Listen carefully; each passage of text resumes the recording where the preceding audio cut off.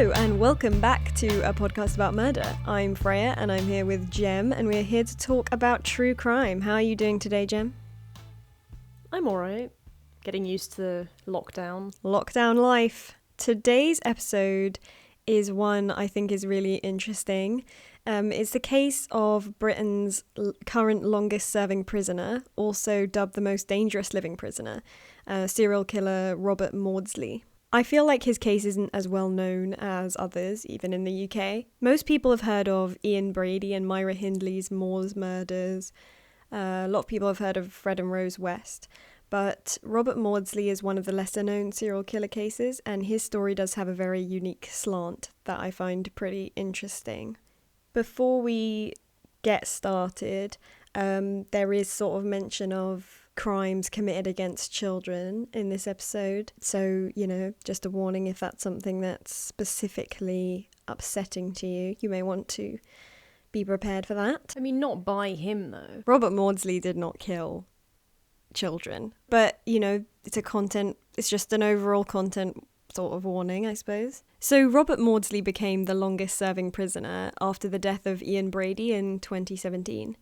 And he's also broken a record for the longest time spent in solitary confinement, which is supposedly a whopping 41 years so far, That is too long to be by yourself. I'm just going to put that on the record.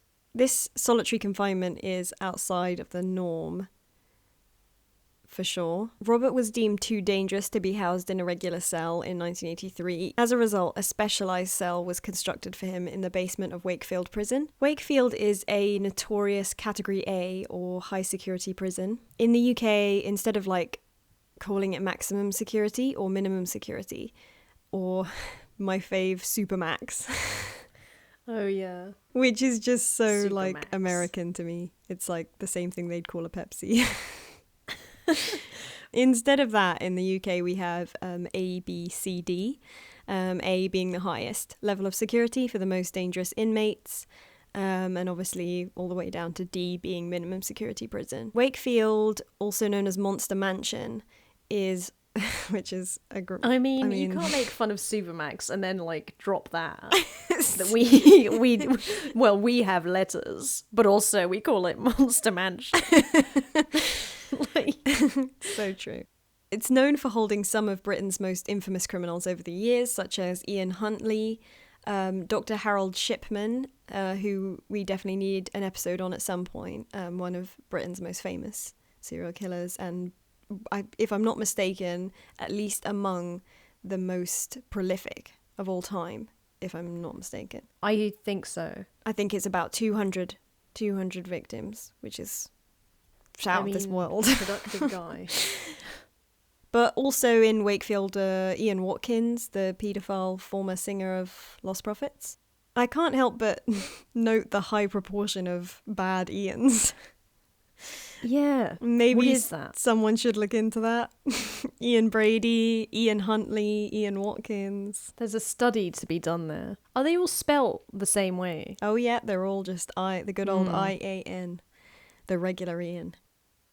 Psycho Ian, as we now refer to that spelling. Sorry to any listeners that are named Ian.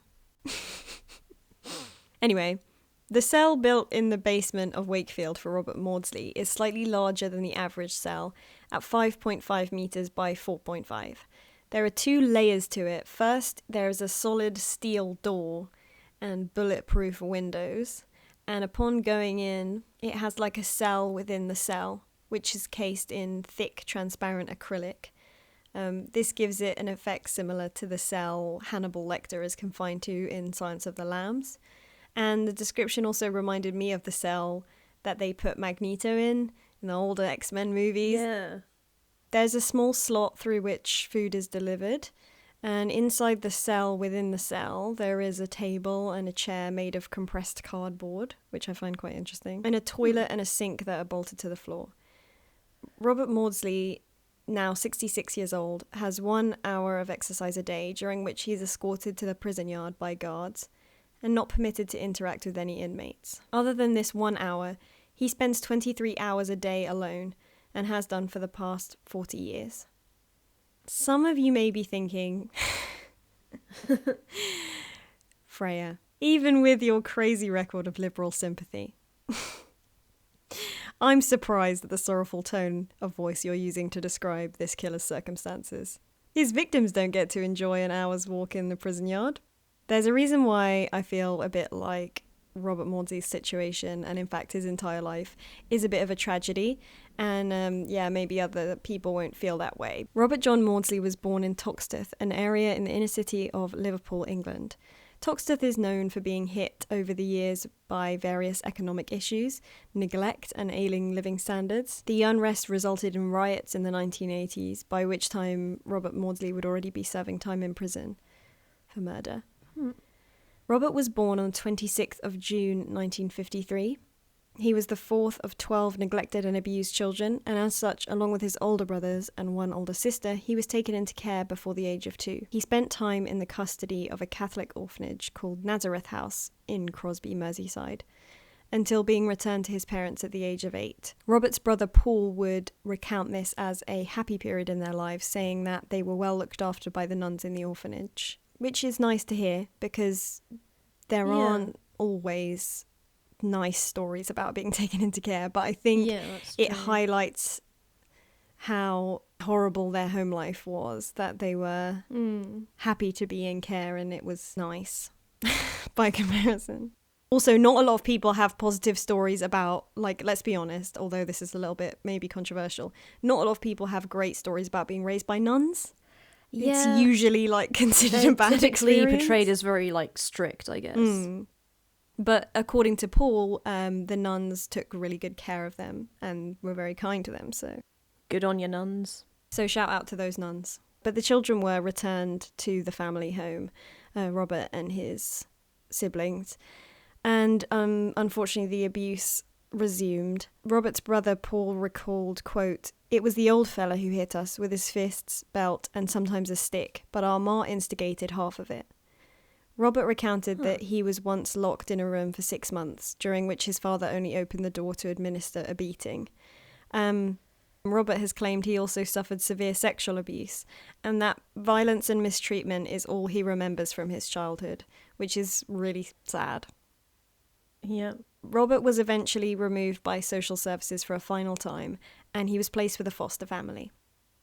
In the late 1960s, Robert was a damaged teenage runaway, living in London and relying on sex work to survive and to finance a spiralling addiction to drugs. He attempted suicide several times and had contact with psychiatric services.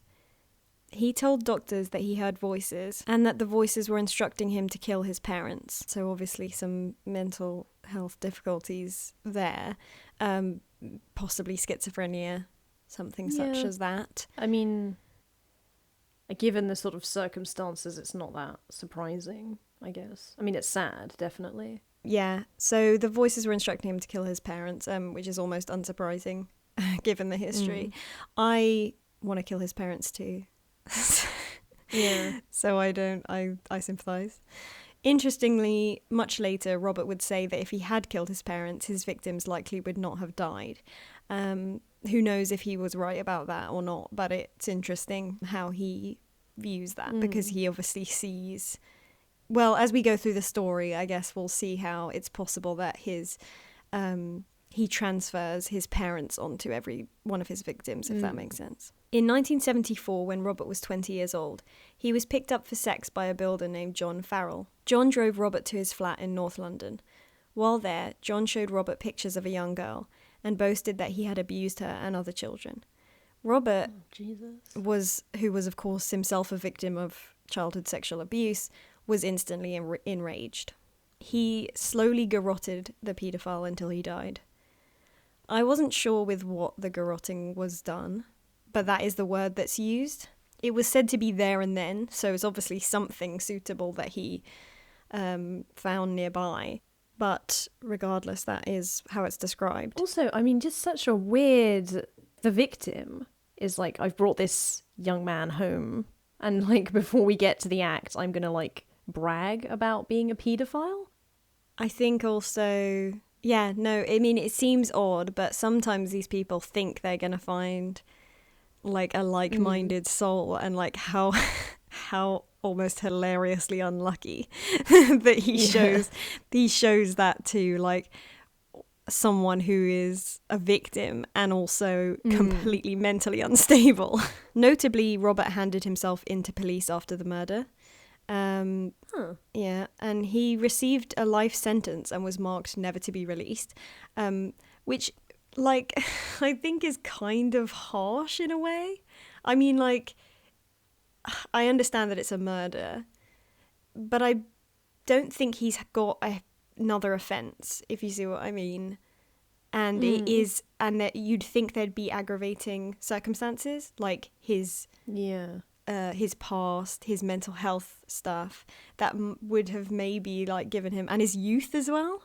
He's only like 20. Well, I'm wondering though, obviously the crime is like bad, don't do murder, but like right. I wonder to what extent his background sort of played against him in the sense that he's got a drug problem, right? He's got that against him in that sense, and he's a young male sex worker, and maybe that is also like deemed some kind of like. So what you're saying is like he's an undesirable in a sense, so they're kind of just thinking we want this guy off the road kind of thing. I wonder how much that like plays into it. That's a good point. Robert was sent to Broadmoor Hospital, a well-known high-security psychiatric facility for the criminally insane in Berkshire, and there he got his first nickname. The inmates called him Blue, which was a reference to the colour John Farrell turned as Robert killed him. This is so interesting to me to talk about a case where I find it difficult to feel sympathy for the victim. I don't think that two wrongs make a right or anything. I don't really believe in revenge or retribution, as you know, especially in a governmental capacity. But I just really don't mind all that much that the pedo got murdered. Yeah. You know what I mean?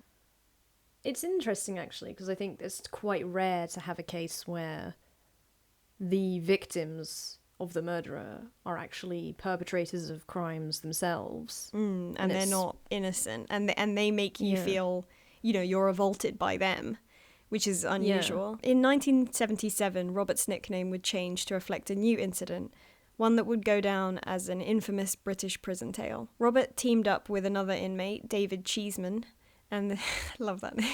Cheeseman? And the two locked themselves in a cell with a third man. Their hostage was an inmate convicted of child molestation. Before hospital staff were alerted to what was happening and the cell could be unlocked, Robert and David spent 9 hours subjecting the paedophile to brutal torture before finally killing him. 9 hours. 9 hours? How? But like, how is that even possible in a prison? You gotta be creative to come up with, I don't know. Again, not saying it's right, especially, you know, the torturous element, but it's hard to be really sad about it. But, you know, it's just fascinating to me how the way we're talking about it just feels different. But it was said that the victim's cracked skull resembled the broken shell of a boiled egg and had a spoon hanging out of it. I mean, that's an image. A mental image that really sticks with you. It was this detail that led a guard to begin the rumour that Robert had eaten the brain of his victim. This information led to nicknames in the press and among other prisoners, such as Hannibal the Cannibal, the Brain Eater, and a more mild one, Spoons. I like Spoons. I mean, it has a gory... According to the autopsy reports, this rumour was false, but the name stuck. By which I mean they didn't find any brain missing, so they didn't believe any had been, like, consumed. Just mixed. Oh, God. Bizarrely, Robert was deemed fit to stand trial this time, where he hadn't for his first murder, which, again, like, is just really bizarre to me because he's clearly a mental health patient. Like, not even a matter of opinion, but a matter of, like, actually being in Broadmoor, which is a mental institution. Yeah. And, like, the nature of this crime seems more deranged than the first one. in the torturous aspect. I guess their logic is it has more premeditation to it. You know, like there's all this trapping of the guy in it and all those things. That's true. The killing at Broadmoor would net Robert a manslaughter conviction and a transfer to the notorious Wakefield prison. So the manslaughter element is interesting. That's probably because of his status as a mental health patient, as opposed, like, why he didn't get murder. What happened to the other guy? Cheeseman. Cheeseman. I have no information on what happened to Cheeseman. I hope he's okay. Wonder what he's up to. Yeah. Robert was upset with his transfer to Wakefield. He didn't want to leave Broadmoor. Just weeks after his arrival at Wakefield in 1978, he would kill 2 fellow prisoners in one day. Busy day. The first, Salney Darwood, was serving time for the murder of his wife. He was lured by Robert to his cell. His throat was cut and his body was hidden under the bed. Robert spent a few hours unsuccessfully trying to lure other prisoners into his cell, which is a funny image. How was he trying to lure them? Like, what was he luring them with? I think I read a couple of things like he wanted like to, you know, like play cards or, you know, chat, come into my cell, chat or show them something. Do you think they could tell that there was something odd about it and they were just like, I don't know why you want to play cards this badly, but no. I feel like it's unlikely, especially considering all the nicknames, that they didn't know that he'd already trapped a prisoner or that was incarcerated with him. You wouldn't want to be into a alone cell with him. and like tortured a guy's death, and that had already happened. So yeah, that's true. What did he have on him that he could use to cut his throat? Like, shiv. Where did he get shiv? Hardcore. This will come up in a second. Finally, he would corner Bill Roberts. This was another paedophile serving time for attacking a child. And Robert, attacked Bill with now I've written dagger. That is not the case. It can't possibly be the case. So I'm not sure why that's written there. Because in the very next sentence, I call it a shiv. So it's a shiv. Also makes it seem so, like, ornate that he's got this dagger.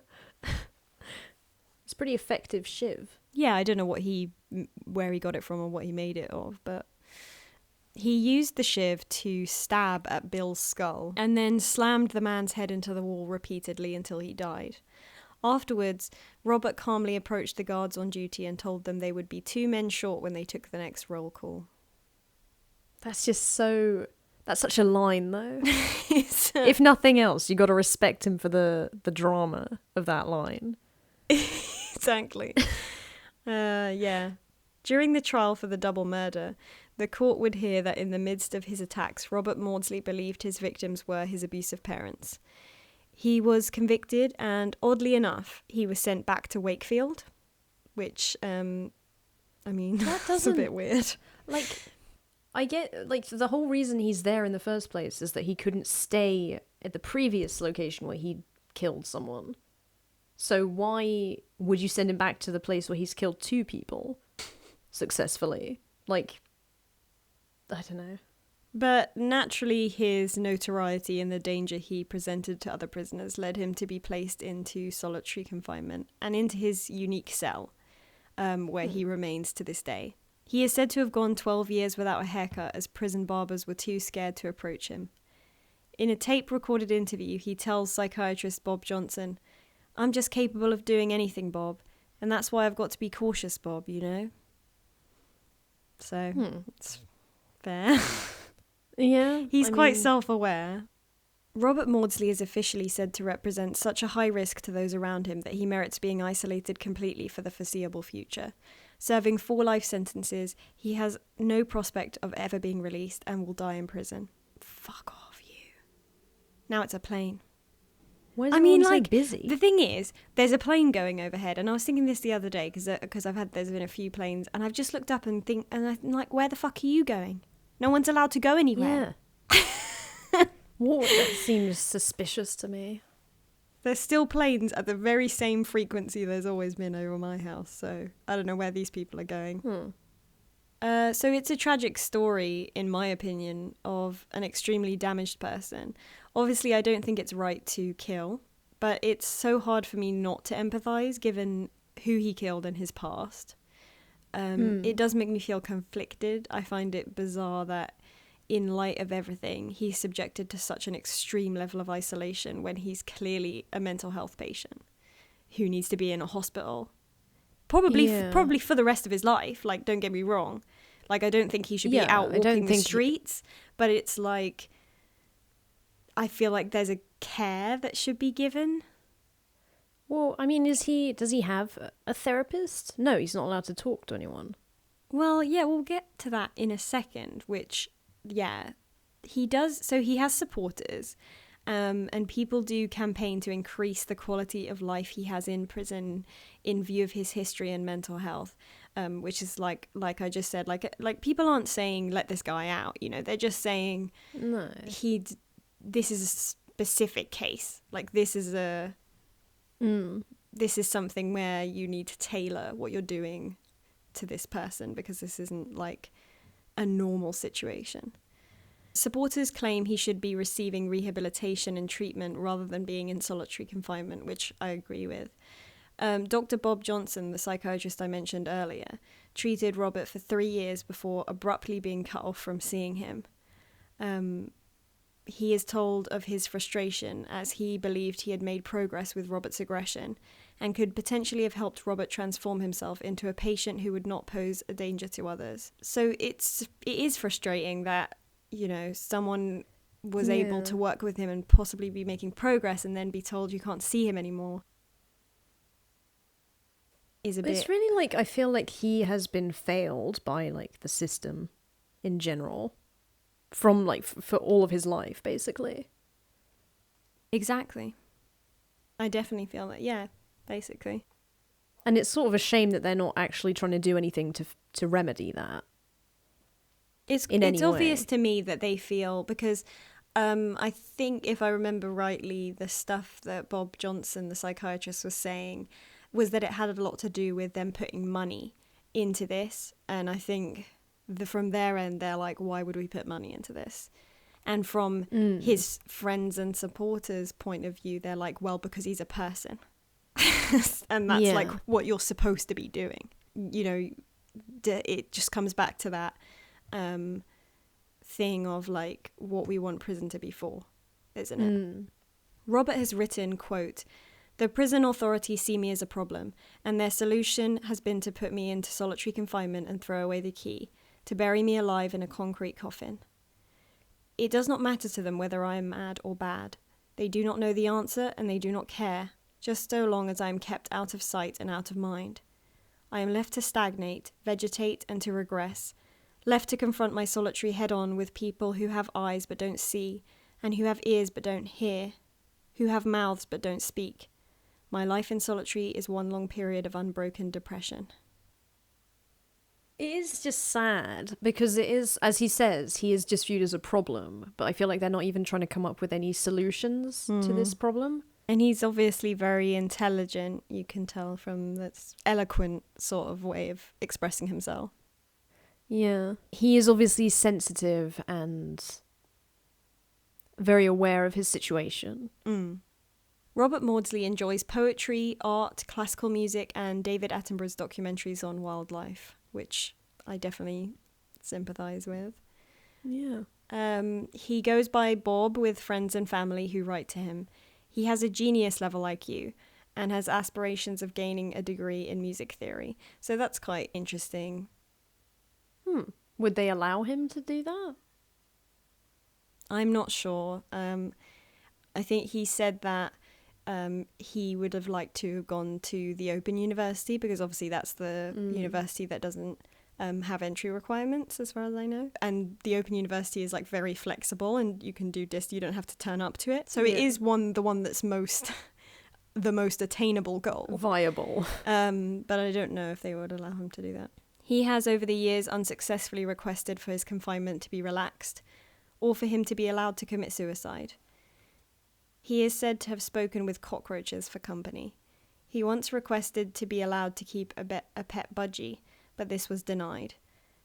which is But, why like, not? What's the harm in that, though? I don't see any Are you reason going to why tell you me can't. that the expenses of guess- some, like, bird seed are going to be too much of a strain on Her Majesty's pocket? If it's a whole thing of like, okay, we can't afford, like, a therapist is quite expensive, but if you could give the guy a bird, it's really not going to cost that much.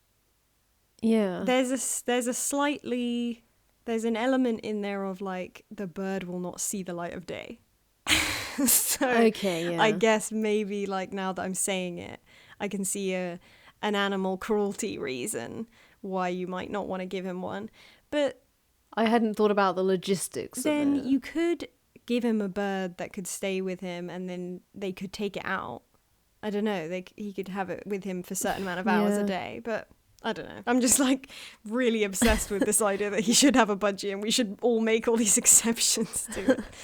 Well, I just feel like he could have something in there with him that would... I mean, it makes it a little easier. There's going to be some kind of animal you can keep in a situation like that as well. Like maybe not a bird, but something. His only contact with the outside world is through letters. His brother Paul, I believe, is the one who has the most contact with him and writes him the most. Robert's brother Paul says, quote, "The prison authorities are trying to break him. Every time they see him making progress, they throw a spanner in the works. He spent a time in Woodhill prison, and there he was getting on well with the staff, even playing chess with them. He had access to books and music and television. Now they have put him back in the cage at Wakefield. His troubles started because he got locked up as a kid. All they do when they put him back there is bring all that trauma back to him." And I get it. I think that's a fair analysis. It's a very intelligent analysis as well. To be able to compare those two situations, being locked up by his abusive father in rooms, whatever, for months on end and beaten, is it's going to be very psychologically similar to being locked up in a tiny cell and without any natural light. So, and of course that would impede someone making any psychological progress as well. If you're in an environment like that, it's going to be very difficult to make any progress. Well, that's the thing that he says in the quote that you referenced earlier, is that they make him regress. In fact, like the fact of being he did in the actually use cell. that term, to regress. Robert believes that all he has to look forward to is, quote, "further mental breakdown and possible suicide. In many ways, I think this is what the authorities hope for. That way, the problem of Robert John Maudsley can be easily and swiftly resolved." So sad that he's sort of... That one sounds like he's sort of given up. And as you get older, he's 66 now. He probably doesn't really have much hope that things are going to change for him. Also, these places don't do good for your life expectancy. So, people in prison, they don't tend to live exceptionally long lives. Yeah. I'm actually quite impressed by how long he's been in there already. Like, I mean, it's so long. Yeah, most of these guys they die in their 60s, some of even in their 50s. So a really interesting, tragic but very unique case that I found fascinating, quite thought-provoking.